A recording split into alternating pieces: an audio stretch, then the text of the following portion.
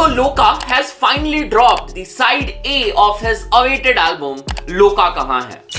गुनहगार मेरे यार सारे हमसे आड़ी करे अगले दिन ये मार खा रहे मेरे लिए बॉम्ब। इस एल्बम में हमें टोटल 6 गाने देखने को मिले हैं। ऑफिशियल भगत का कोलैबोरेशन है और जैसे रूमर्स आ रहे थे लोका ने अपने इस एल्बम के ट्रैक चमड़ी चाले में कलमकार को डिस किया है। कैसे रियल मैन जो इज्जत ना देते लड़की को, एक करता शेम दूसरा मारता अपनी बंदी को, कर्मा इनके साथ पर वो कर्मा भी। लोका रफ्तार, दीप कालसी, कृष्णा, कर्मा, कलमकार के मैनेजर के ऊपर शॉट्स लेते हैं। उसके साथ साथ उन्होंने कलमकार के ऊपर कुछ सीरियस एलिगेशंस भी लगाए हैं और इसी ट्रैक में मल्टीपल रैपर्स जैसे कि एमिवे बंटाई, डिवाइन, नेजी, एमसी स्टैन, सिद्धू मूसेवाला, बोहेमिया, इन सारे रैपर्स को शाउट आउट भी दिया है। सो इस एल्बम से 3 ट्रैक हमें एज अ सिंगल पहले ही देखने को मिल चुके थे, आर्थर रोड, मुलाकात और बुरे दिन। और इन तीनों सिंगल ट्रैक के ड्रॉप होने के बाद एक कॉन्सेप्ट एल्बम की वाइब आ रही थी कि हमें लोका की साइड से कॉन्सेप्ट एल्बम देखने को मिलेगा, उनकी स्टोरी जानने को मिलेगी। तुम्हें पता होगा लोका जेल में थे,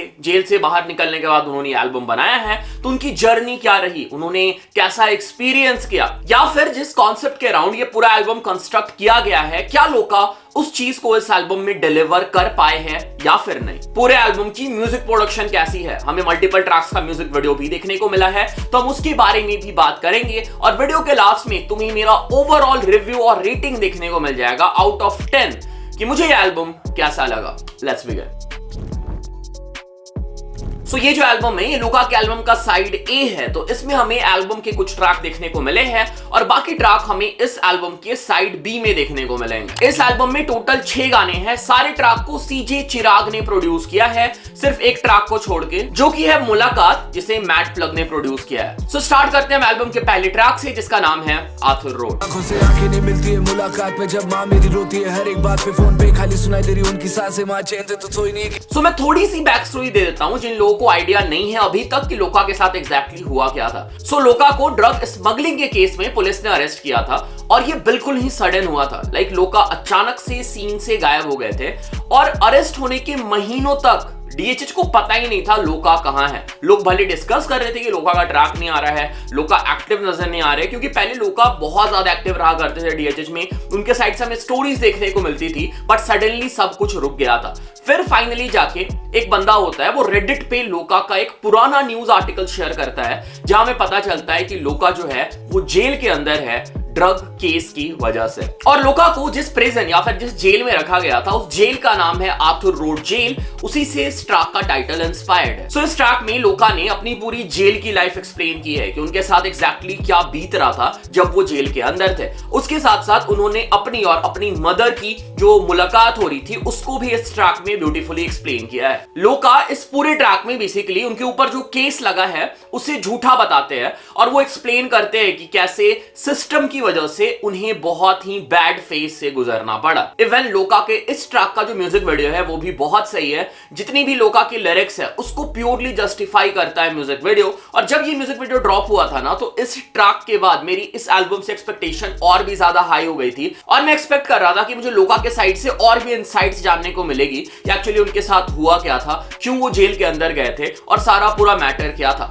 आगे क्या हुआ है हम डिस्कस करेंगे कि मैं क्या एक्सपेक्ट कर रहा था, लोका ने क्या डिलीवर किया है, उसमें तो हम आएंगे। बट अगर हम इस ट्रैक की बात करें, this track was really good, I love this track. मैंने इस ट्रैक का एक अलग से सेपरेट रिव्यू भी बनाया है, तुम चाहो तो वो भी वीडियो चेक कर सकते हो। But this track was really really good. Okay, तो जल्दी से हम वीडियो में आगे बढ़ेंगे, उसके पहले चेक कर लेते हैं song of the day.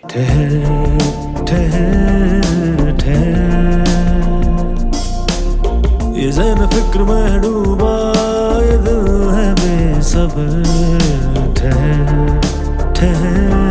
So artist है अली सफुद्दीन और गाने का नाम है ठहर। भाई ने एक बहुत ही प्यारा ट्रैक क्रिएट किया है। This song is about taking break from the constant pressure in life. आजकल की जो दुनिया है यहाँ पे हम बिल्कुल ही मशीन बन के रह गए हैं। हमें दिन भर काम करना होता है, हम दिन भर बिजी रहते हैं और इन सब के बीच हम खुद का ख्याल नहीं रख पाते हैं और हम रेस्ट लेना ही भूल जाते हैं, अपने लाइफ में खुद के लिए टाइम निकालना ही भूल जाते हैं। तो भाई ने इस टॉपिक को चूज किया है और ब्यूटीफुली इस टॉपिक के ऊपर ट्रैक क्रिएट किया है। इस ट्रैक में तुम्हें थोड़े से से रॉक, थोड़े से सोल, थोड़े से ट्रिप हॉप एलिमेंट देखने को मिल जाएंगे। ट्रैक में बहुत अच्छा मैसेज है, कंपोजिशन बहुत अच्छा है, म्यूजिक वीडियो बहुत ही प्यारा है, भाई के वोकल्स बहुत अच्छे हैं और ओवरऑल बहुत ही बढ़िया ट्रैक है। सो ट्रैक का लिंक मिल जाएगा डिस्क्रिप्शन में, जाओ चेक करो और बढ़िया ट्रैक है। ऐसे आर्टिस्ट सपोर्ट डिजर्व करते हैं। मे बी तुम्हारे प्लेलिस्ट के लिए भी एक नया गाना मिल जाएगा, जाओ चेक करो, भाई को प्यार दो, link is in the description. Okay, चलते हैं एल्बम के सेकंड ट्रैक में जिसका नाम है मुलाकात और इसे प्रोड्यूस किया है मैड प्लग ने।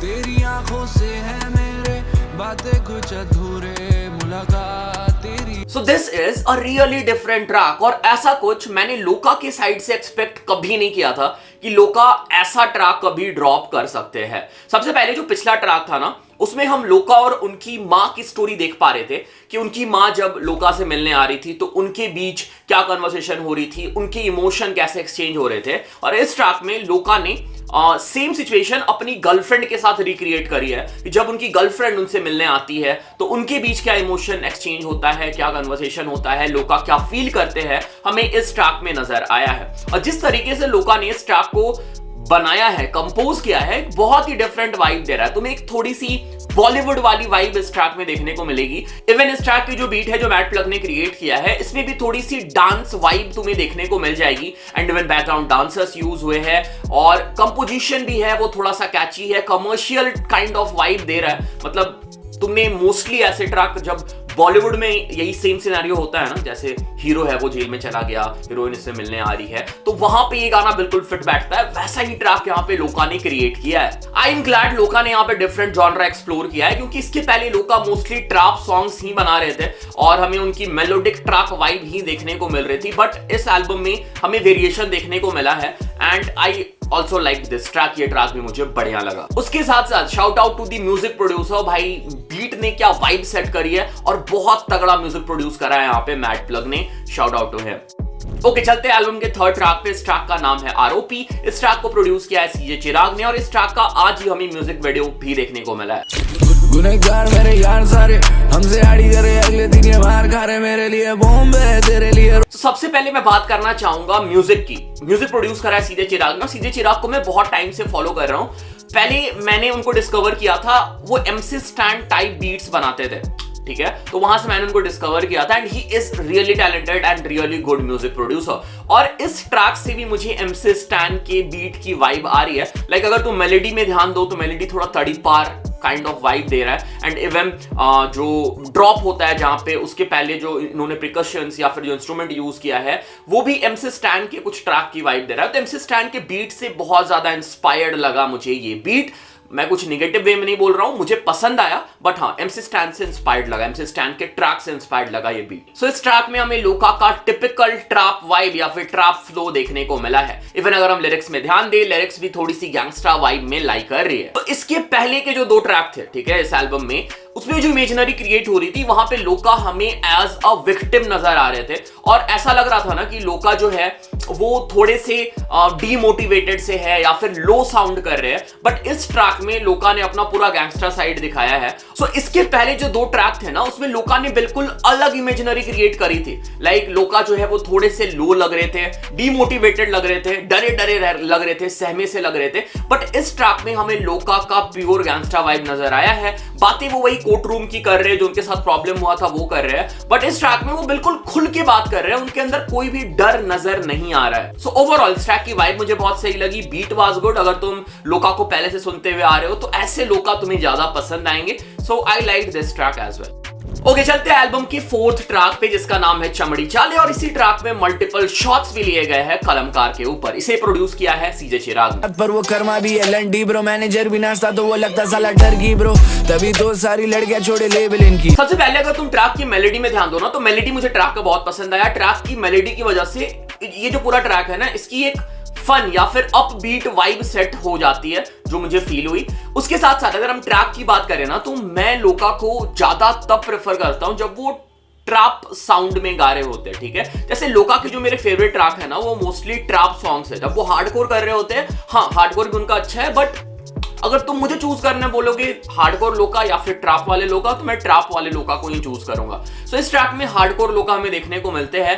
Few bars we really good, but बीच बीच में मुझे ऐसा फील हुआ कि फिलर बार्स भी थे जो ज्यादा सेंस नहीं बना रहे थे। अगर हम बात करें शॉट्स की, तो मैं यहाँ पे नहीं बोलूंगा कि शॉट्स नहीं लेना चाहिए, एल्बम में फालतू में शॉट्स लिया, जरूरत नहीं है, ठीक है भाई, उनकी ग्रज थी, ऐसा नहीं था कि उनका बीफ नहीं है, फालतू में यहाँ पे बीफ में घुस रहे, उनकी बीफ है, पहले से कलमकार के साथ उनकी बीफ है। इवन उन्होंने मतलब जब वो जेल गए थे उससे पहले भी एक ट्रैक था, वहां पे भी उन्होंने शॉट्स लिया था और उधर से शॉट्स आया भी था। कर्मा ने भी डायरेक्ट डिस किया था, लोका को नाम लेके डिस किया था, तो इनका पहले से पंगा चल रहा था, तो भाई इन्होंने डिस किया है तो उसमें मुझे कोई दिक्कत नहीं है। बट इस ट्रैक में लोका ने जो एलिगेशंस लगाया है उसके बारे में मुझे कोई आइडिया नहीं है वो कहां तक सच है या फिर झूठ है, क्योंकि बोला है कि जो लड़कियां हैं तुम्हारी लेबल इसलिए छोड़ती है क्योंकि तुम्हारा मैनेजर जो है वो कुछ पटांग सी हरकत करता है। तुमने ट्रैक सुना होगा, ठीक है, तुम्हें पता होगा, तो वो सारी चीजों के ऊपर मैं नहीं बोलना चाहूंगा क्योंकि पता नहीं ये एलिगेशन सही है या फिर नहीं है। अगेन लोका ने यहाँ पे रफ्तार के ऊपर भी शॉट्स लिया है, बीबी को मारने वाली बात को यहाँ पे फिर से पॉइंट आउट किया है।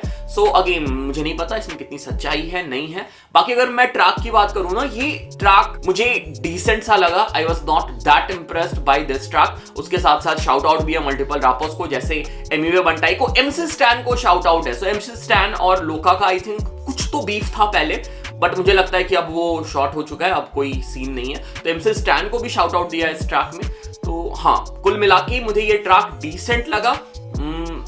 शायद इस ट्रैक को मैं उतना ज्यादा प्ले ना करूं, बाकी ट्रैक मुझे बेटर लगे इस ट्रैक के कंपैरिजन में इस एल्बम के। ओके, चलते हैं अगले ट्रैक पे जिसका नाम है जीज, और इस ट्रैक में हमें फीचर देखने को मिला है ऑफिशियल भगत का। पहले था मैं broke, now I made some cheese, double करा हसल हुआ दुगना मेरा फी। अगर मैं इस ट्रैक की बात करूं, production by CJ Chirag is really good. जो मेलोडी यूज करा है, बीच में जो प्रिकशंस यूज करा है, ओवरऑल बहुत ही बढ़िया साउंड कर रहा है पूरा बीट। उसके साथ साथ लोका का ट्रैक में जो हुक पार्ट है वो भी बढ़िया लगा मेरे को। इवन लोका के वर्सेस भी अच्छे थे। ऑफिशियल भगत को मैंने ज्यादा सुना नहीं और मैं उनको ज्यादा सुनता भी नहीं हूं, बट उनका भी जो वर्स था, उनका ये पार्ट था, वो डिसेंट लगा। So overall it was a good track. But जब मैं ट्रैक सुन रहा था, एक चीज बस मुझे फील हुआ, ये ट्रैक 4.5 मिनट का ट्रैक है, तो कहीं ना कहीं मुझे फील हो रहा था थोड़ा सा लंबा ट्रैक है। अगर थोड़ा छोटा होता ना तो शायद और भी ज्यादा प्ले हो सकता था ये ट्रैक, बट कहीं कहीं पे थोड़ा सा मोनोटोनस सा लगने लगा था ट्रैक को। Overall it was a good track.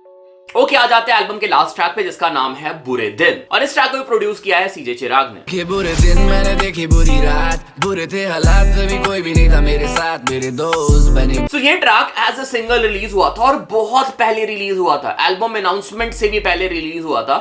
मुझे पता नहीं था कि ये ट्रैक एल्बम में इंक्लूड किया जाएगा, बट इससे भी इंक्लूड कर दिया गया है। अगर बात करें इस ट्रैक की, this track is good. Track का बीट अच्छा है, ट्रैक की वाइब अच्छी है, और ये ट्रैक मैंने आज से 7-8 महीने पहले सुना था, और उसके बाद आज मैं जब दोबारा सुन रहा था ना, तो मुझे ऐसा फील हुआ कि ट्रैक ने ग्रो तो किया है, मतलब पहले से ज्यादा बेटर लगा मेरे को ये track. So overall this track is also good.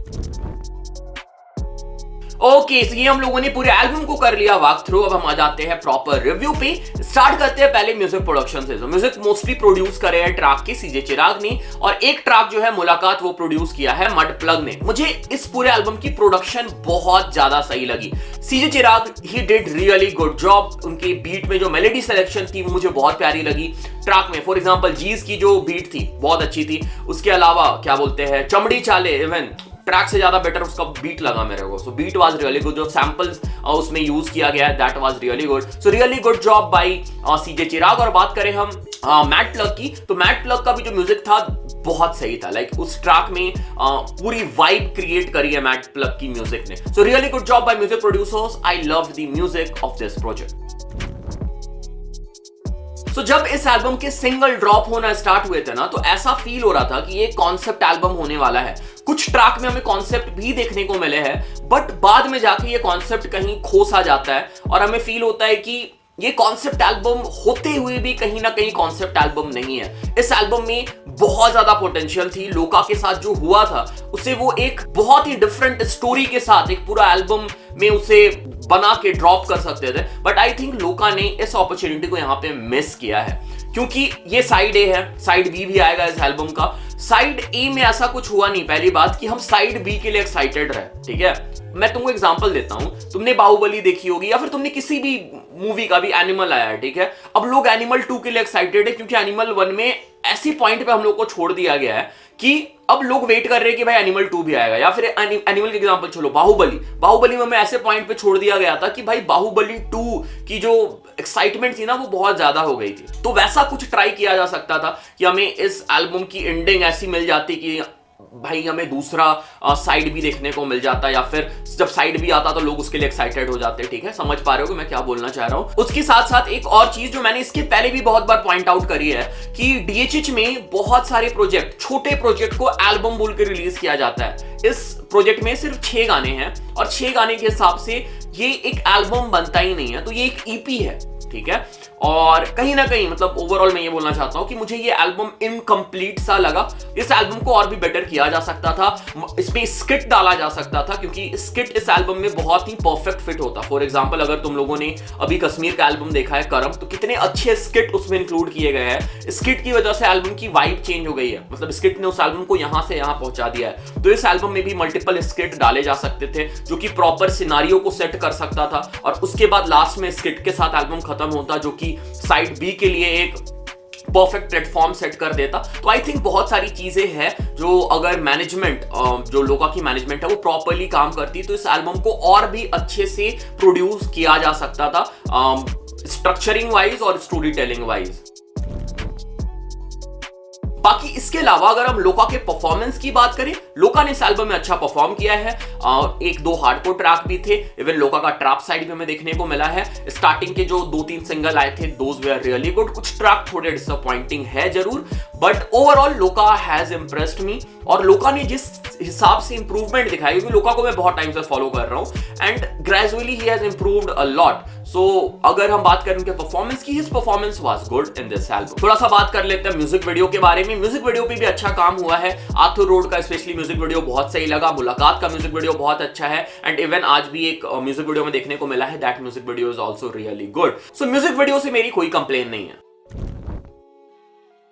Okay, सो अगर ओवरऑल रेटिंग की बात करें, मुझे इस एल्बम को रेट करना हो out of 10, I will rate this album 7 out of 10। और ये रेटिंग तुम्हें कम इसलिए देखने को मिल रहा है क्योंकि एज ए सिंगल सारे ट्रैक अच्छे हैं। अगर लोका इसे एज ए सिंगल ड्रॉप करते हैं ना तो शायद हमें ये ट्रैक सुनने में अच्छा लगता, बट जो स्ट्रक्चर है एल्बम का वो मुझे उतना पसंद नहीं आया। ये जो एल्बम है ना बहुत ज्यादा कैपेबल था और बहुत चीज इसमें बताया जा सकता था, इवन स्क्रिप्ट्स मिसिंग थे और भी बहुत चीजें थी, और यही सारी रीजन है जिसकी वजह से मैंने 7 आउट ऑफ 10 दिया है। 1 मार्क्स तो मैंने बढ़ा दिए इसके लिए, म्यूजिक प्रोडक्शन के लिए।